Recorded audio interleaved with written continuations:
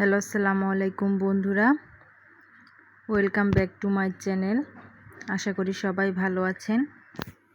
আমি আজকে ছোট মাছ ভেজেছিলাম, সেটাই আজকে আমি আপনাদের সাথে শেয়ার করব।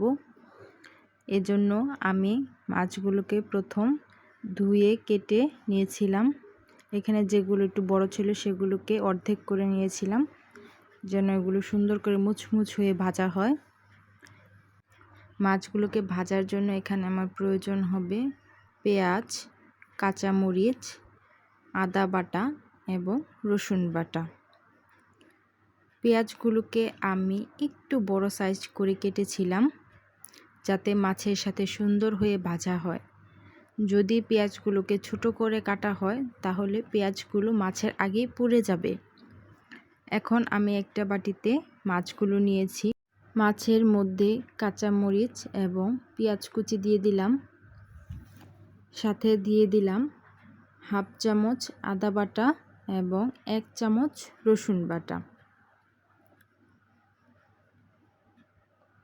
এখানে আরও দিয়ে দিব হলুদের গুঁড়া, ধনিয়ার গুঁড়া, জিরার গুঁড়া, মরিচের গুঁড়া এবং পরিমাণ মতো লবণ। আমি একটু ঝালটা বেশি দিব, যেহেতু আমরা বড়রা খাবো, ছোটরা এই মাছ খেতে পারবে না। এগুলোকে আমি ভালো করে মেখে নিব এবং 10 মিনিট রেখে দিব। 10 মিনিট পর মাছগুলোকে ভাজার জন্য একটি কড়াইতে পরিমাণ মতো তেল দিয়ে দিব এবং তেলটা গরম হয়ে এলে মাছগুলোকে দিয়ে দিব। চুলার আঁচ মিডিয়ামে রেখে মাছগুলোকে আস্তে আস্তে ভাজতে হবে। চুলার আঁচ কোনো মতে বাড়ানো যাবে না, তাহলে মাছগুলো মচমচে হবে না। এভাবে আমি 2-1 বারে মাছগুলোকে ভেজে নিব।